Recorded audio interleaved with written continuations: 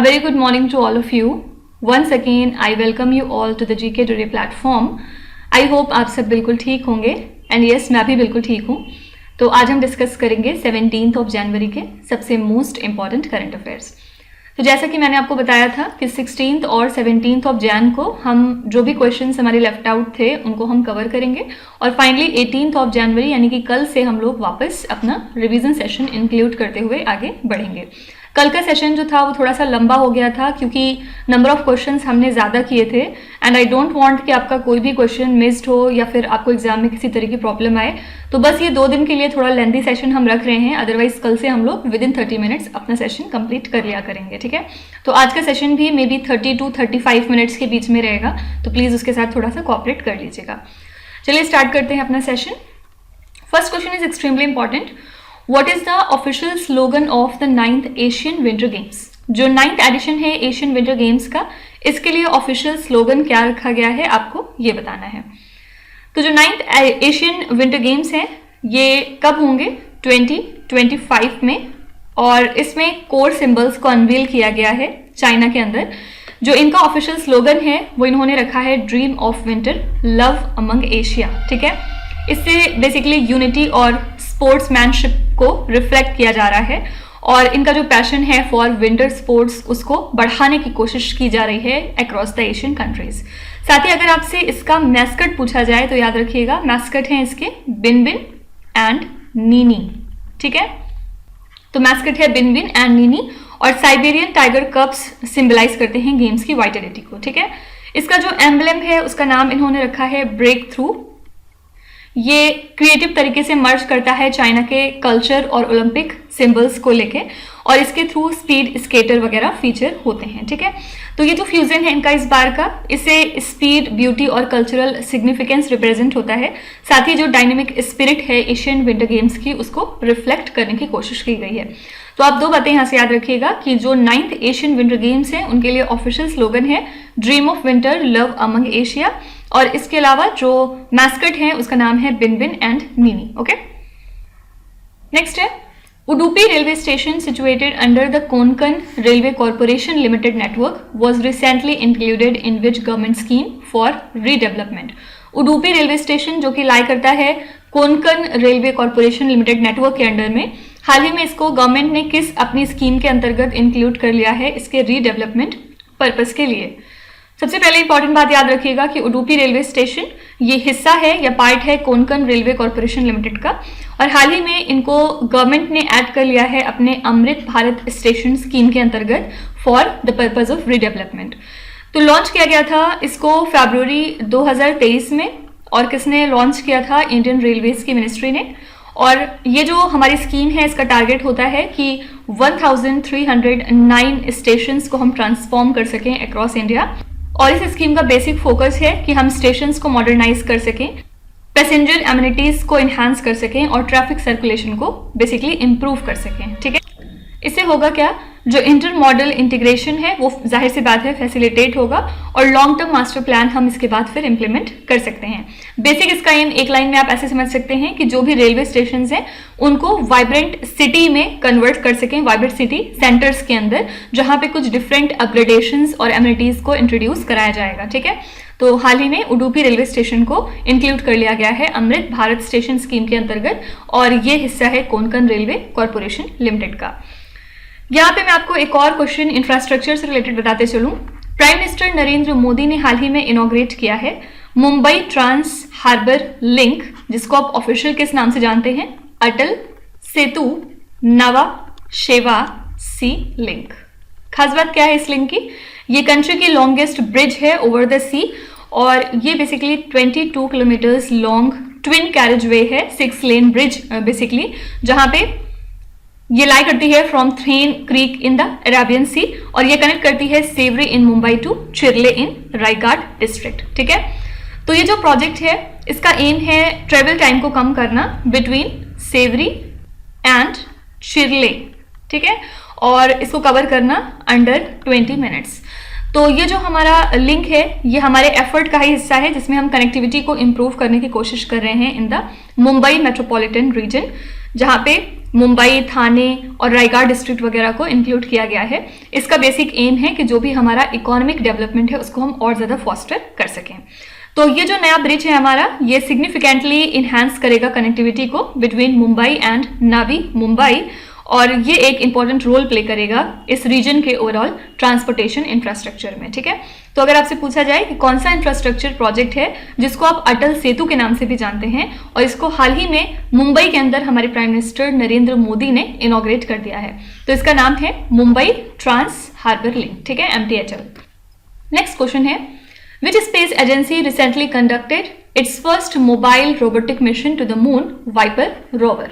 कौन सी space agency है इसमें से जिसने हाल ही में कंडक्ट किया है अपना पहला मोबाइल रोबोटिक मिशन मून के लिए, जिसका नाम इन्होंने रखा वाइपर रोवर। तो यहाँ पे आंसर है नासा।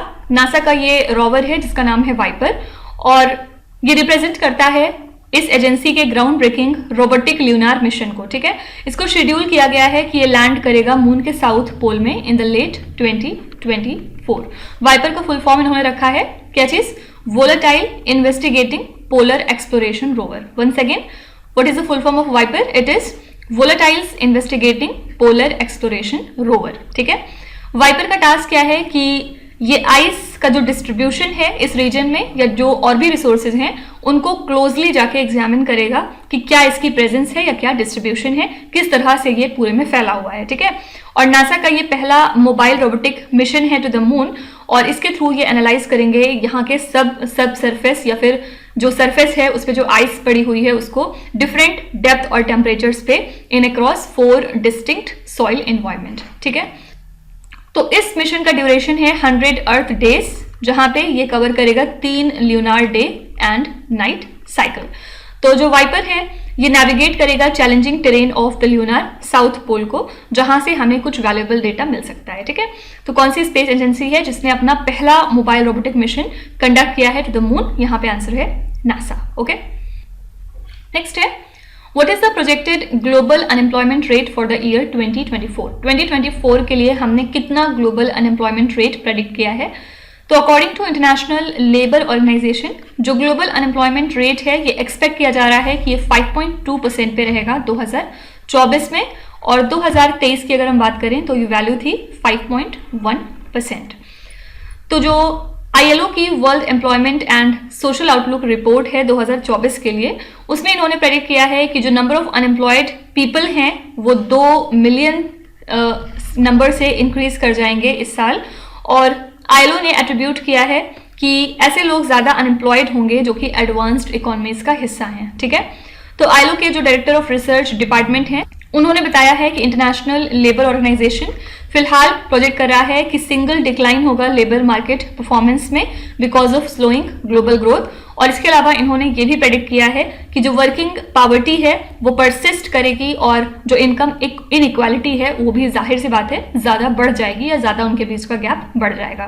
तो ILO ने सजेस्ट किया है कि यहाँ पे ज़्यादा सोशल जस्टिस की ज़रूरत है सस्टेनेबल रिकवरी के पर्पज से। ठीक है, तो 2024 में हमने कितना अनएम्प्लॉयमेंट रेट प्रोजेक्ट किया है? Answer is 5.2%। यहाँ पे एक स्कीम है जीरो इफेक्ट जीरो डिफेक्ट, जिसको आप ज्यादातर ZED के नाम से जानते हैं। क्या बता सकते हैं कि ये कौन सी मिनिस्ट्री इंप्लीमेंट करती है? Your answer is ministry of micro small and medium enterprises. कब लॉन्च किया गया था इस स्कीम को? अक्टूबर 2016 में, और इसको रिवैम्प किया गया था अप्रैल 2022 में।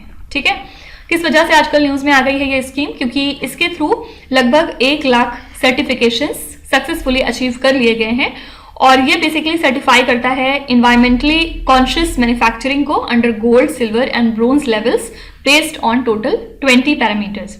तो इसमें कुछ ऑब्जेक्टिव्स हैं जैसे कि जीरो डिफेक्ट प्रोडक्शन को प्रमोट करना, क्वालिटी स्टैंडर्ड्स को अपग्रेड करना, और मेक इन इंडिया को सपोर्ट करना। ठीक है, तो इसके तहत फाइनेंशियल असिस्टेंस दिया जाता है जहां पे 75% तक की सब्सिडी प्रोवाइड करती है हमारी गवर्नमेंट, जिससे कि MSMEs को इंकरेजमेंट हो सके कि वो अडॉप्ट करें इको फ्रेंडली प्रैक्टिसेस।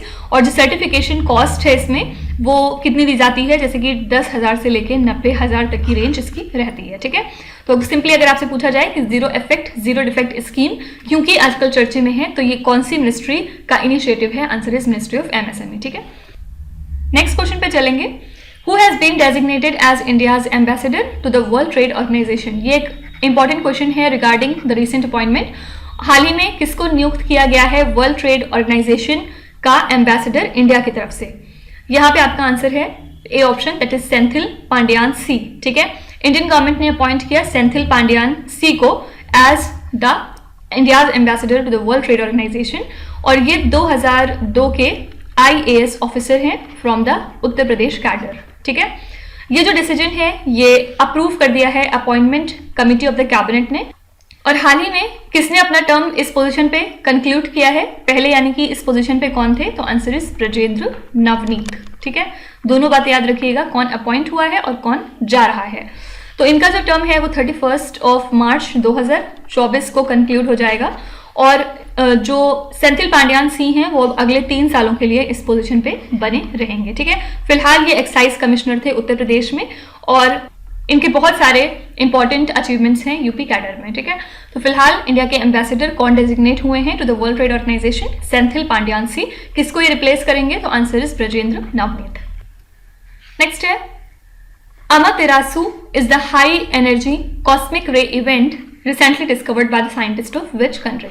तो जापान के साइंटिस्ट ने हाल ही में आइडेंटिफाई किया एक हाई एनर्जी कॉस्मिक रे इवेंट जिसका नाम है अमातेरासु, और इसी के साथ ये सेकेंड हाईएस्ट एनर्जी कॉस्मिक रे है जिसको कि रिकॉर्ड किया गया है। ठीक है, तो इसका जो एनर्जी लेवल था उसने सरपास किया लार्ज हेड्रॉन कोलाइडर को बाय अप्रोक्सीमेटली 40 मिलियन टाइम्स, और इसका जो डिटेक्शन है बेसिकली ये एक इम्पॉर्टेंट स्टेप है या इम्पॉर्टेंट हमारी अचीवमेंट है जिसमें हम अपनी अंडरस्टैंडिंग को और अच्छा कर सकते हैं कॉस्मिक फिनोमेना के रिगार्डिंग और सब एटॉमिक पार्टिकल्स के तहत। ठीक है, तो यहाँ पे आपको सिंपली बस याद रखना है कि अमातेरासु एक हाई एनर्जी कॉस्मिक रे इवेंट है जिसको किस कंट्रीज के साइंटिस्ट ने डिस्कवर किया? Answer is Japan.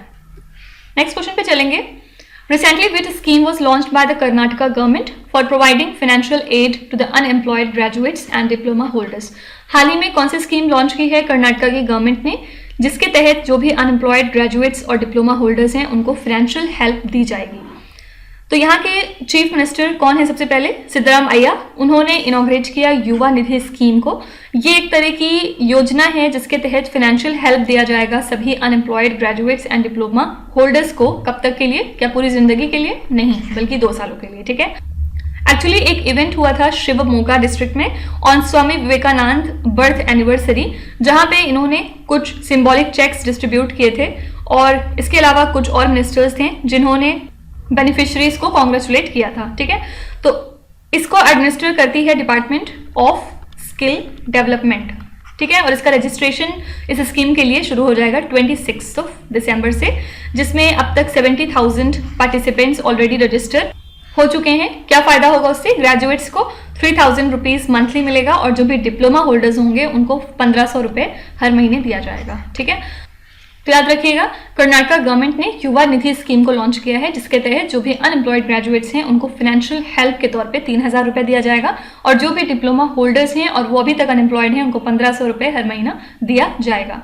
क्या बता सकते हैं कि कर्नाटका गवर्नमेंट ने कौन सी एक स्कीम लॉन्च की थी जिसके तहत वुमेन को फ्री बस ट्रेवल ये देने की बात कर चुके हैं? तो उस स्कीम का नाम जरा कॉमेंट्स में मेंशन करिएगा। नेक्स्ट है Recently, International Camel Festival was started in which city of India? International camel festival जो है ये शुरू हो चुका है राजस्थान के बीकानेर डिस्ट्रिक्ट में, और ये एक वाइब्रेंट हेरिटेज वॉक है फ्रॉम रामपुरिया हवेली, जहाँ पे डेकोरेटेड कैमल्स को शोकेस किया जाता है ट्रेडिशनल कॉस्ट्यूम्स और लोकल फोक आर्टिस्ट के साथ। तो जो टूरिस्ट और लोकल्स हैं यहाँ के वो फोक सॉन्ग्स को एंजॉय करते हैं, और यहाँ पे एक फेस्टिव एटमॉस्फेयर क्रिएट हो जाता है सिटी के हिस्से में, और इस इवेंट के थ्रू एक वार्म रिसेप्शन फीचर होता है by the residents with flowers and rangoli decoration. इसके अलावा जो टूरिज्म डिपार्टमेंट है उन्होंने कुछ रंगोलीज या मेहंदी और ड्राइंग कंपटीशन वगैरह ऑर्गेनाइज किए होते हैं एट बीका जी की टेकरी, जहां पे विनर्स को डिफरेंट प्राइजेस दिए जाते हैं। तो सिंपली आपको याद रखना है कि इंटरनेशनल कैमल फेस्टिवल कहाँ पे होता है? बीकानेर राजस्थान में। ठीक है, यहाँ पे राजस्थान से रिलेटेड 2 ऑप्शन थे तो कंफ्यूज नहीं करिएगा, Jaisalmer is not the answer, answer is your Bikaner.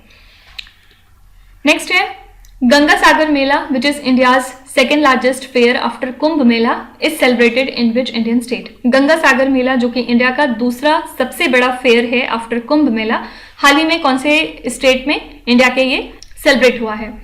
तो गंगा सागर फेयर को हमने सेलिब्रेट किया 14 और 15 जनवरी को। बेसिकली ये किसी भी एक दिन सेलिब्रेट हो जाता है दोनों में से, और ये कब होता है? जिस दिन मकर संक्रांति होती है, ठीक है। तो इस साल लगभग 51 लाख डिवोटीज ने पार्टिसिपेट किया इस फेयर में, और ये होता है south Pargana district of West Bengal में। तो ये जो फेयर है ये सेलिब्रेट किया जाता है एट सागर द्वीप एज वेल, जो कि थोड़ी डिस्टेंस पे है फ्रॉम द बंगाल कोस्ट। और सागर द्वीप एक जगह है जहां पे रिवर गंगा जो है वो बे ऑफ बंगाल से मिलती है, ठीक है।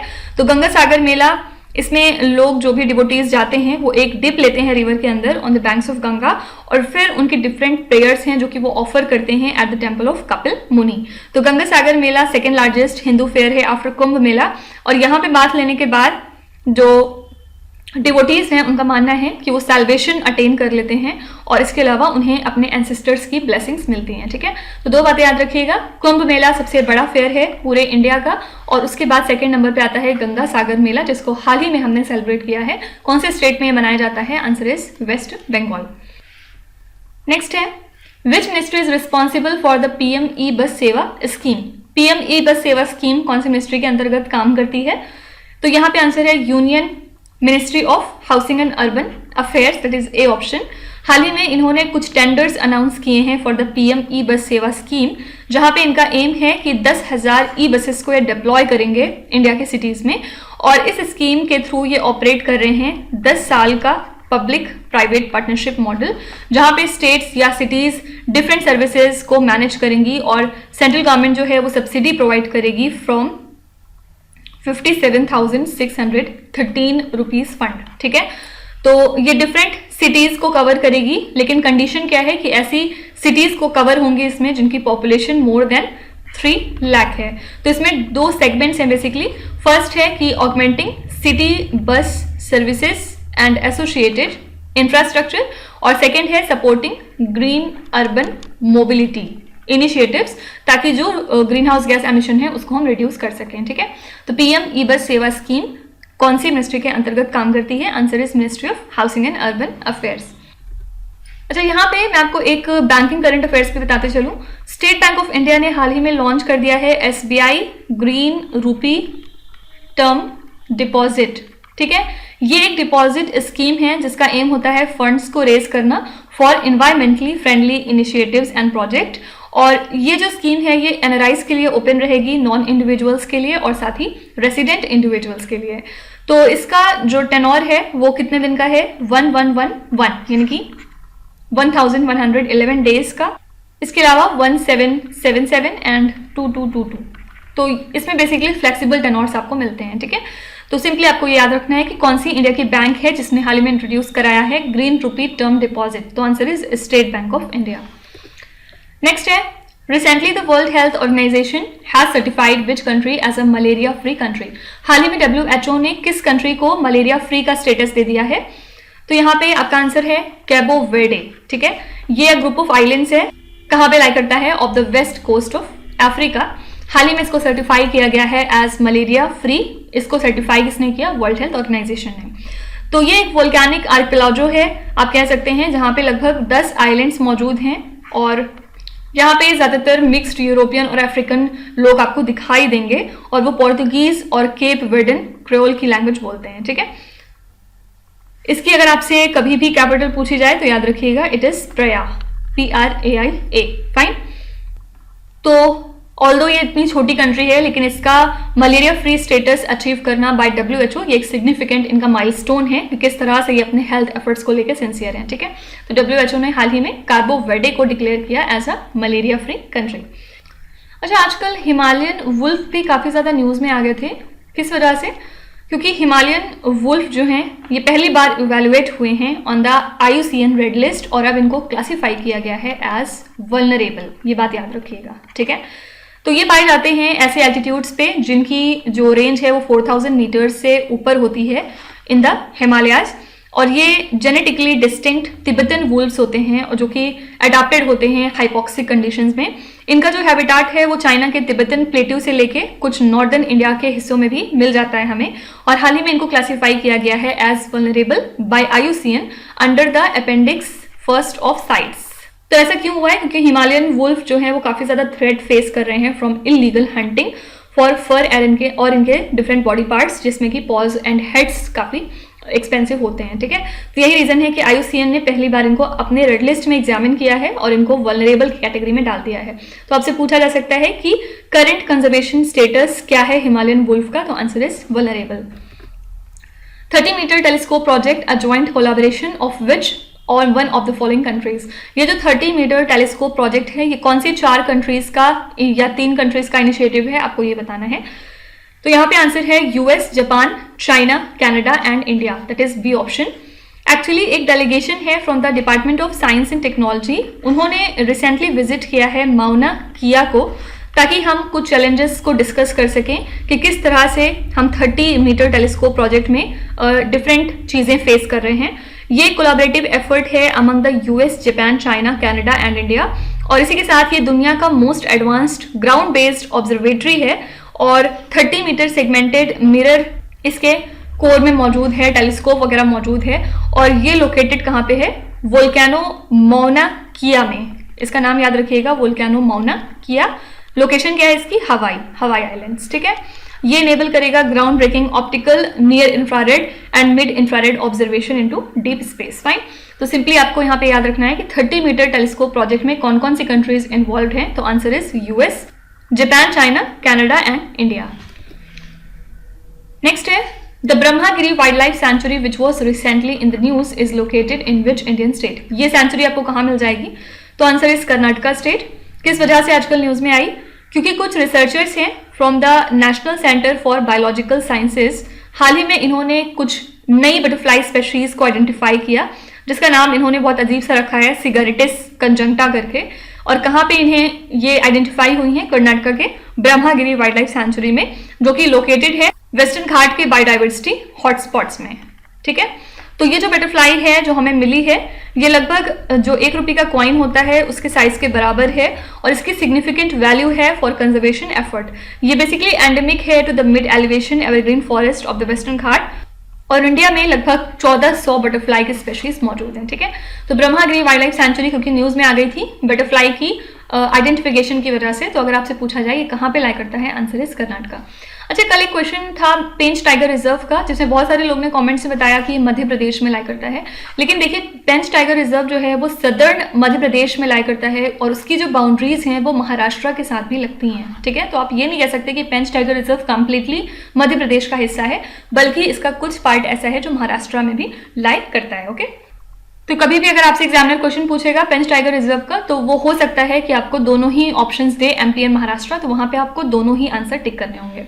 बाकी यूजुअली ये होता है कि आपको ऑप्शन में इसमें से एक ही ऑप्शन दिखाई देगा, या तो मध्य प्रदेश या तो महाराष्ट्र, तो अगर इसमें से एक भी ऑप्शन आपको दिखता है तो आप उसको मार्क कर सकते हैं। नेक्स्ट है Atpadi conservation reserve recently seen in the news is a new conservation reserve of which Indian state. Atpadi conservation reserve जो आजकल चर्चे में है, ये कौन से स्टेट का एक नया कंजर्वेशन रिजर्व है, आपको ये बताना है। तो महाराष्ट्र की गवर्नमेंट ने स्टैब्लिश किया है अतपदी कंजर्वेशन रिजर्व को अपने सांगली डिस्ट्रिक्ट में, और इसी के साथ ये लिंक करेगा माइनी कंजर्वेशन एरिया को मलधोक बर्ड सैंक्चुरी के साथ। ठीक है, तो ये प्रोटेक्ट करेगा wild life corridors and habitats को फॉर मैमल्स जैसे कि वुल्व्स, डियर, फॉक्सेस एंड कीवेट्स। और ये जो रिजर्व है ये सेमी एवरग्रीन है, मॉइस्टी है, और साथ ही ड्राई डेसिडुअस फॉरेस्ट यहाँ पे मौजूद हैं, और लगभग आपको 36 ट्री स्पेशीज जो हैं मिल जाएंगी। इसके अलावा 15 श्रब्स, 14 वाइन्स, ये सब जानना जरूरी नहीं आपके लिए, लेकिन ये जानिएगा कि ये क्रूशियल है डॉग फैमिली के लिए, जैसे कि वुल्व्स, फॉक्सेस, हाइनाज एंड जैकाल्स। ठीक है, तो अतपदी कंजर्वेशन रिजर्व कहाँ पे है, आंसर इज मध्य प्रदेश। अच्छा, यहाँ पे एक सैटेलाइट है जो आजकल चर्चे में आया था, ऑप्टिकल 8 सैटेलाइट। अगर आपसे पूछा जाए कि ये कौन सी कंट्री का है, तो आंसर इज जापान। ठीक है, जो मित्सुबिशी हैवी इंडस्ट्रीज हैं उन्होंने एक माइलस्टोन अचीव किया है, जहां पे इन्होंने अपना 48H2A रॉकेट लॉन्च किया, जिसने कि कैरी किया हुआ था जापान का इंफॉर्मेशन गैदरिंग सैटेलाइट, जिसका नाम है ऑप्टिकल 8। तो इनका ये सक्सेसफुल लॉन्च रहा, जिसको इन्होंने बाद में मीडिया पे भी अनाउंस किया, सोशल मीडिया पे, और जापान इसको रिटायर करेगा आफ्टर 2 more लॉन्चेस। तो आपसे क्वेश्चन पूछा जा सकता है कि जो जापान का ऑप्टिकल 8 सैटेलाइट है जिसको कि लॉन्च किया गया with the help of H2A rocket, इसका ऑब्जेक्टिव क्या है? तो इसका ऑब्जेक्टिव है intelligence gathering for national security, ठीक है। या हो सकता है सिंपल क्वेश्चन यही पूछा जाए कि ऑप्टिकल 8 सैटेलाइट किस कंट्री का है? Answer is Japan. Next question is Krishna Raja Sagar dam is a gravity dam located in which Indian state. ये जो ग्रेविटी डैम है ये कौन से स्टेट में आपको मिलेगा, आपको ये बताना है। तो यहाँ पे आंसर है कर्नाटका वंस अगेन। किस वजह से आजकल न्यूज में है? क्योंकि जो हाई कोर्ट है कर्नाटका की, उन्होंने हाल ही में एक बैन इंपोज किया है सभी तरीके की माइनिंग और क्वेरिंग एक्टिविटीज के ऊपर within a 20 kilometre radius of this historic Krishna Rajasagar dam, जो कि मांड्या डिस्ट्रिक्ट में लाई करता है, ठीक है। तो ये लोकेटेड है below the confluence of the river Kaveri with its tributaries Hemavathi and Lakshmana Tirtha. और इसके पीछे रीजन क्या है कि कोर्ट चाहता है कि वो इस डैम को सेफ गार्ड कर सके और इसकी सराउंडिंग को भी साथ ही, और इसका कुछ हिस्टोरिकल और इकोलॉजिकल सिग्निफिकेंस है जिसको कि हमें रिकॉग्नाइज करना चाहिए, ठीक है। तो कृष्णा राजा सागर डैम कहाँ पे है? आंसर इस कर्नाटका। इसी वजह से आजकल ये थोड़ा सा चर्चे में था। अच्छा, इसके अलावा एस्ट्रोफिजिक्स में भी एक डिस्कवरी हुई है हाल ही में। यहाँ पे इसका नाम याद रखिएगा HD 63433D, ठीक है। ये क्या चीज़ है? ये अर्थ लाइक एक एक्सोप्लैनेट है जो हाल ही में हमने डिस्कवर किया है और ये ऑर्बिट कर रहा है सन को, और ये सिर्फ 73 लाइट ईयर्स दूर है उर्सा मेजर के साथ, ठीक है। तो एक्सपेक्ट किया गया कि ये 400 मिलियन साल पुराना है और इसकी जो एज है वो 1/10 है अगर हम अर्थ से कंपेयर करें। तो सिंपली आपको बस यहाँ पे एक लाइन में ये याद रखना है कि अगर ये नाम आपके पेपर में आता है कि HD 63433D, ये क्या चीज़ है? तो याद रखिएगा अर्थ लाइक एक एक्सोप्लैनेट है, ठीक है। नेक्स्ट है What is the name of the project launched by iSTEM, that is Indian Science Technology and Engineering Facilities MAP at Indian Institute of Science Bengaluru? इस प्रोजेक्ट का नाम क्या है जिसको लॉन्च किया है iSTEM ने? कहाँ पे? IISc बेंगलुरु में। तो iSTEM बेसिकली लॉन्च कर रहा है संवेश प्रोजेक्ट को एट IISc बेंगलुरु, और इसने बेसिकली लॉन्च कर दिया है इस प्रोजेक्ट को 16 जनवरी को। बेसिक एम क्या है? रिसर्च कोलैबोरेशन को बूस्ट करना इंडिया के अंदर, और ये एक इनिशिएटिव है by the office of principal scientific adviser government of India, और इसका बेसिक पर्पज है one nation one portal concept, ठीक है। ऐसे आप समझ सकते हैं जहां पे रिसर्चर्स को रिसोर्सेज के साथ कनेक्ट किया जाएगा और इसके through different specific R&D facilities भी प्रोवाइड की जाएंगी, उनका एक्सेस बढ़ाया जाएगा, जहां पे कुछ छोटी सी फीस रखी जाएगी इसके एक्सटेंडेड यूज के लिए, ठीक है। तो एक पैनल ऑफ एक्सपर्ट्स बैठाए गए थे जहां पे उन्होंने ये हामी भरी कि यूजर्स को असिस्ट करना चाहिए through this SNT chat room. तो यहाँ पे बस याद रखिएगा कि इस प्रोजेक्ट का नाम क्या है? Answer is Samvesha project. अच्छा, यहाँ पे सुप्रीम कोर्ट भी आजकल न्यूज में था क्योंकि सुप्रीम कोर्ट के कुछ रिसेंट डायरेक्टिव्स हैं जिसमें इन्होंने डायरेक्शन दी है यूनियन गवर्नमेंट को कि देयर इज एन अर्जेंसी, मतलब गवर्नमेंट को अर्जेंट बेसिस पे एक नेशनल पॉलिसी फ्रेम करनी होगी जहां पे हमें हैवी ड्यूटी डीजल व्हीकल्स को फेज आउट करना होगा, स्पेसिफिकली ट्रक्स एंड ट्रेलर्स को, और उन्हें रिप्लेस करना होगा हमें with Bharat stage 6 compliant vehicles, okay. तो BS एमिशन स्टैंडर्ड जिसको कि इंडिया ने इनिशिएट किया था 2000 में, ये बनाए गए हैं यूरोपियन यूनियन नॉर्म्स के तहत, और इसके थ्रू एयर पोल्यूटेंट आउटपुट्स को हम रेगुलेट करते हैं from internal combustion and spark ignition engines. तो अगर आपसे पूछा जाए कि जो BS एमिशन स्टैंडर्ड्स होते हैं उनको कौन सेट करता है, तो याद रखिएगा CPCB, central pollution control board. Next है recently which tiger reserve has got the title of India's first dark sky park. India का पहला डार्क स्काई पार्क कौन सा बन गया है, आपको ये बताना है। ये क्वेश्चन हमने कल डिस्कस किया था। यहाँ पे आंसर है पेंच टाइगर रिजर्व। ये इंडिया का पहला इंटरनेशनल डार्क स्काई पार्क है और international dark sky association certification के थ्रू फोकस हम करते हैं lightning policy, retrofits, outreach and night sky monitoring के ऊपर, ठीक है। तो ये जो रिजर्व का सर्टिफिकेशन है इसके थ्रू हम रिकॉग्नाइज कर रहे हैं इसके कमिटमेंट को, जिसमें ये नाइट स्काई को प्रोटेक्ट करने की बात करते हैं, लाइट पोल्यूशन को रिड्यूस करने की बात करते हैं, और साथ ही एक आइडियल एनवायरनमेंट क्रिएट करना चाहते हैं for astronomy enthusiast and astronomers, ठीक है।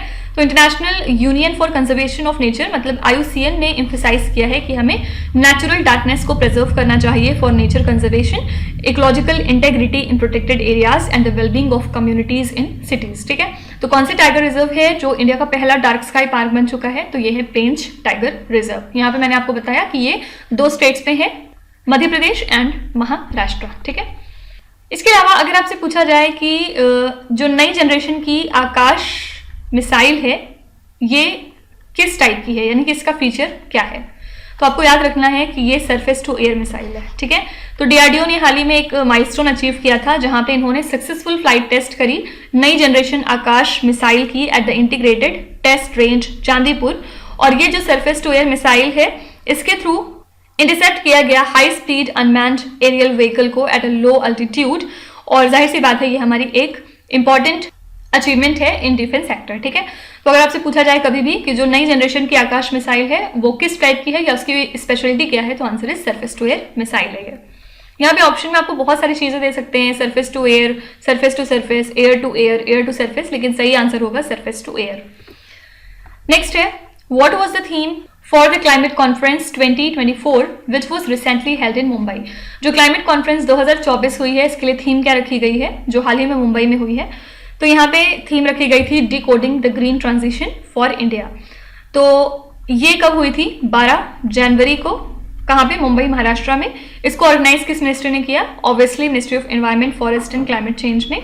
और इस इवेंट के थ्रू हमने हाईलाइट किया कि कितना इंपॉर्टेंट रोल है प्राइवेट सेक्टर का, क्लाइमेट टेक स्टार्टअप्स का और इंस्टीट्यूशनल इन्वेस्टर्स का हमारे फाइनेंशियल रिसोर्सेज को मोबिलाइज करने में और टेक्निकल कैपेबिलिटीज को सपोर्ट करने में, जिससे कि हम गवर्नमेंट इनिशिएटिव्स को और ज़्यादा मजबूत कर सकें, ठीक है।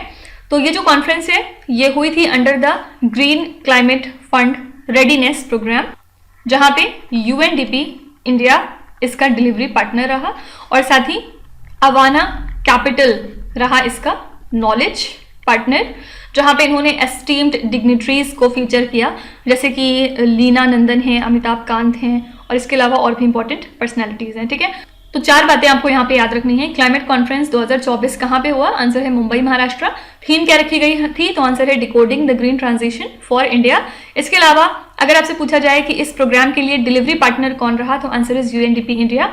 और अगर चौथा क्वेश्चन आपसे पूछा जाए कि नॉलेज पार्टनर इस पे कौन रहा, तो आंसर इज अवाना कैपिटल्स, ठीक है। तो यहाँ पे ये क्वेश्चन भी हमने कंप्लीट कर लिया और इसी के साथ हम आज का अपना सेशन यहीं पे फिनिश करते हैं। मेरे ख्याल से अब कोई भी क्वेश्चन आपका नहीं छूट रहा है और जो भी कुछ हमारा पहले छूट गया था 3 दिन की छुट्टी की वजह से, वो आई गेस हमने सब कुछ कवर कर लिया है।